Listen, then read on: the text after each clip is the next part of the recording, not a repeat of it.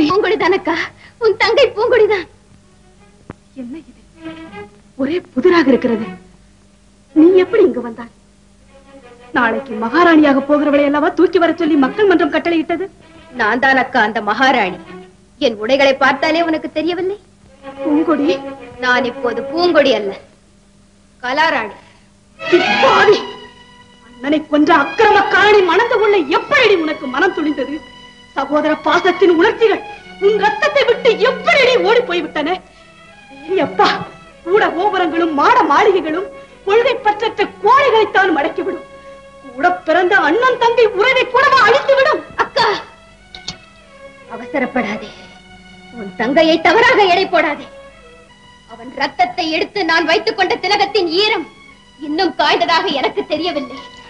மன்னன் மணிமாறனை என் கையாலேயே கொல்லுவதென்று சபதம் செய்தேன். அதற்காக மாயவனை வெறுத்தேன். அவனும் சாக வேண்டும், நானும் தப்பிவிட வேண்டும். அதற்காக காத்திருந்தேன். என்னை மட்டும் இங்கு தூக்கி வராமல் இருந்திருந்தால் இந்நேரம் மன்னனின் பிண ஊர்வலம் அல்லவா நடந்திருக்கும். அவசரப்பட்டு காரியத்தை கெடுத்து விட்டீர்களே. பூங்குடி,